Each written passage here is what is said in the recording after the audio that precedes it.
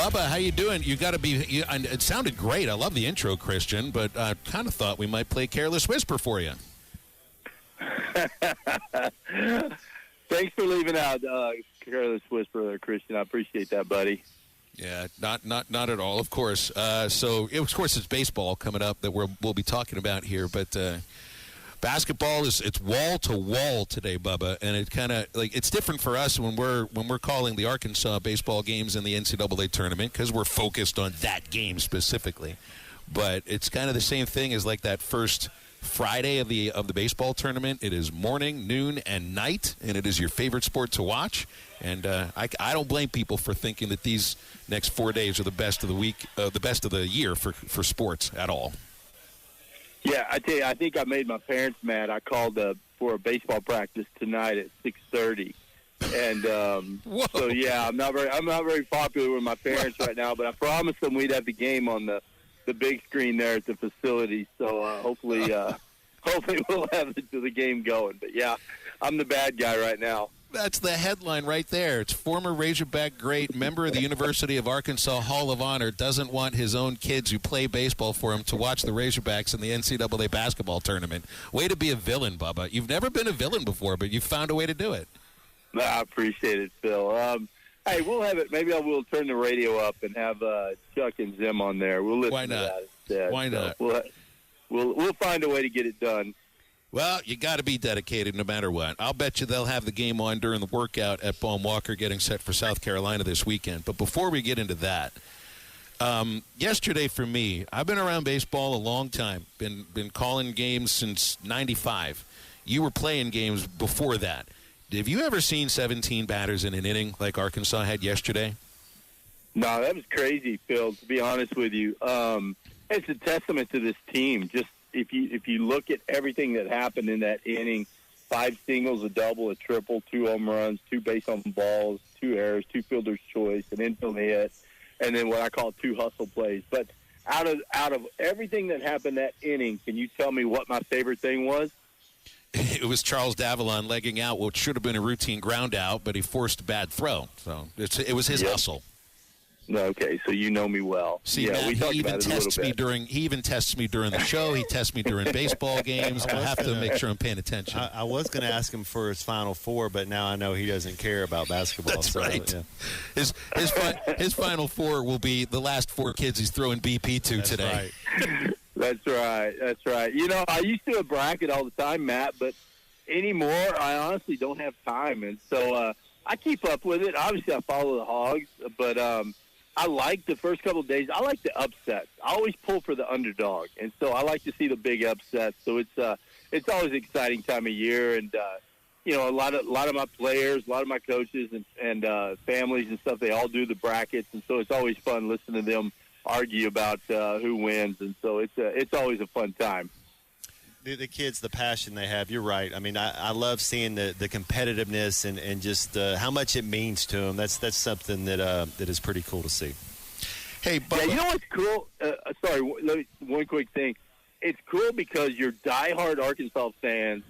I like to see how long that loyalty stands when you get deeper in the tournament, you know, and how long do you go with your Razorbacks, even though you're like, oh, I love them, but I don't think they can win this game. So it's always fun to me to see that. Well, that's why you always have a bracket where you pick your team to win the national title. That's what you do. That's why I used to do that as a Pitt fan, and they never did. Never made it to the Final Four. So it's well, I have a reason to root, even if I want to be selfish about it. And that's a reason I don't do fantasy football, because I don't want to have any reason to root against the Steelers. That is the one reason why. And I don't think I have the brain power to focus on those sort of things anymore. Bubba, there was something you'd mentioned about Davalon's hustle, and this isn't to me a matter of like, well, Ole Miss doesn't hustle, but there was a play in Sunday's win against Ole Miss when the Rebels left the bases loaded. Christian Fouch got Ryan Moorman to ground out to Nolan Souza. And I saw Moorman jogging to first base when he hit that ball. Now, he expected he would be out, and he should have been, and he was. Davalon did not do that yesterday. So, to me, there's something programmed into these guys. And I don't know if it's just DVH or just Arkansas, because Davalon's still a first-year player here. But there's something about this team where there's just a lot of spirit, and that's what that hustle play for Davalon was about yesterday.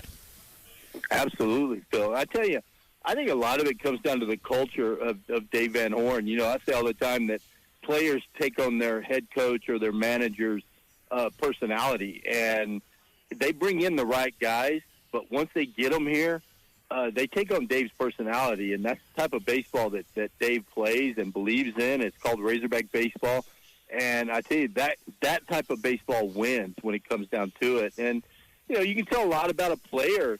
You know, that says a lot about Davalon. In that situation, in that game, it was already kind of out of hand. He could have easily jogged down the first baseline, but he knows it's an error. So he's not like he's hustling to get a base hit. He just hustled because that's the right thing to do, and I wish more people would watch that. You know, you try to instill that in young kids, and if they hustle at 10, they're going to hustle at 18 or 25, and that's the thing, and I don't think that's being taught enough. But one thing that I say all the time is hustle never slumps. And, man, if you can get a full team to buy into that and hustle day in and day out, you're going to win a lot of games. So going into this South Carolina series, and I think you could say maybe a concern, was the starting pitching last weekend against Ole Miss. Now, I was really impressed with the way Gabe Gackle shined through after those first 5 batters in the first inning, because after that, I mean, he gets a strikeout and then covers first on a tough double play, and then he's dominant for 3 innings. You know, I hope we see Gackle come out better in the first inning. But Zach Root had a tough start. So did Landon Beidelshees. This is a South Carolina team that can hit. But you've got to feel confident that the starters will get back to where they were before Ole Miss. Oh, absolutely. Phil, I think, and I hate excuses, buddy, but I tell you, Zach Root pitched on Friday night. That was a horrible night to pitch. Wind's howling out. It's his first SEC start on a Friday night. I think he tried to be perfect because he knows if he makes a mistake, you know, he gave up a couple wind-blown home runs. If he makes a mistake, you know, it's going to go out at the yard. And I think he tried to be perfect, therefore he fell behind and did leave a couple balls, had to come over the plate, and they got hit. But I think you're going to see a different guy Friday night. You know, Dave had to announce the rotation. I would assume it's going to be the same. But I think you're going to see a different guy in Zach Root. And I bet he's just been dying all week to get back on the mound. And so I'm expecting him to have to go out tomorrow night and have a good start. So Carolina coming in, and Paul Maneri's the head coach. I mean, this is a national championship winning coach at LSU. He's a Hall of Fame guy. You know, he and Dave have gone up against each other for a long, long time, and mostly it's been Maneri's teams that were dominant up until, I'd say, his last 2-3 years at LSU. You know, how do you feel about Carolina? Because I'm thinking I would have liked to had you at Ole Miss with me last weekend, because if there's one person I would have wanted to be next to see Arkansas pull Ole Miss's heart out and show it to him, is you. Nobody feels that way about South Carolina, even though South Carolina dealt Arkansas one of the toughest losses in program history to get to the finals in the College World Series. I think that was 2012. Yeah, I tell you, it's going to be a tough series. I wish I could have been there with you too, Phil. It was fun to watch on the couch, but I'd rather been in the booth with you last weekend. But you know, with Paul Maneri going to South Carolina, I mean, I like the way he coaches. I really do. You know, Matt Jones, the other Matt Jones, and I were talking about it this morning. You know, the way he plays the game, the way he coaches, the way his teams play hard. They don't do all that stuff that you see a few other teams in the SEC do, but they play hard. They're at LSU. They were good. They knew they were good. They just went out and took care of business. And so I expect the South Carolina team come in here and play hard and play good, clean baseball. So it's going to be a tough series for us. So, Matt, did you have a coach that you remember in your career or any time in your life that always had a stopwatch and was timing everything? So my pops, we were at Ole Miss football camp, and I was about going into my junior year, and you're going down to, and I didn't know they were going to sign Eli Manning at the time, you know, but it's you going down, me and one of my buddies go down to do a camp, and Pops is a college player, coach, whatever, he has his stopwatch on him, and I run my 40, and my dad times it, and the other coach, it's an Ole Miss coach, times it, and he looks at it, and they both had the same number, and he's like, oh, it looks like you could have a profession in that, being because they're smart asses, it's like Absolutely. It's just part of. There's always one in the glove box in the truck. There was always a stopwatch. It's used to, though, they would have them. You'd have those gangster OG Timexes, G-Shocks, that were actually pretty good. You could keep on your wrist. Well, so now every 2 years, I've got to do my best to make sure Bubba Carpenter has a proper silent stopwatch. Yeah, you got to go mode. You flip it over. You got to have the beep off. We can't do nobody should have your cell phone ringer go off. You shouldn't have I shouldn't be hearing beeps. You're not a doctor. Did you get that, Bubba? DVH has the silent one. Matt says to have the silent one too. But he times everything. That's fine. He times when I run to the bathroom. He times how long I had the beer hat on my head yesterday, which. Did I set a record last night, Bubba? Absolutely. Look what I got going right now. I got a timer going. Seconds. Bubba, I got a timer on something going. I mean, it doesn't. He doesn't stop. know what he's timing, but it's been over 3 hours. Well, I was clicking I don't know if y'all can hear that. I hear it, but it's silent. It doesn't have a beep, at least. All right. I tell you, it's funny, Matt. I tell you something about a coach, though. I don't feel like a real coach if my stopwatch doesn't beep. I love hearing the beep.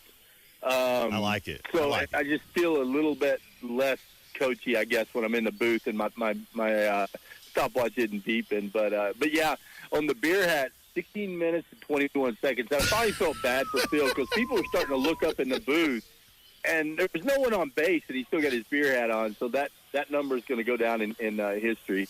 These things weigh less than an ounce. I had no clue it's on my head, but they kept scoring. So maybe it's not a bad thing. It can't be a bad thing. Bubba, we'll leave it there. I appreciate this. Looking forward to more visits on these Thursdays, and of course over the weekend with Arkansas and South Carolina. We'll see you tomorrow. Sounds good. I appreciate y'all having me on. Go Hogs. BetOnline is the world's most trusted betting platform and your number one source for betting on all the madness. Whether you're a seasoned fan or a first-time bettor, BetOnline is your ultimate game day companion. With the largest selection of odds on everything from college basketball to a $200,000 bracket contest, BetOnline continues to be your number one sports betting source. From every Cinderella story to every hat trick, BetOnline has you covered with odds, stats, and more for every game, every play, and every win. BetOnline, the game starts here.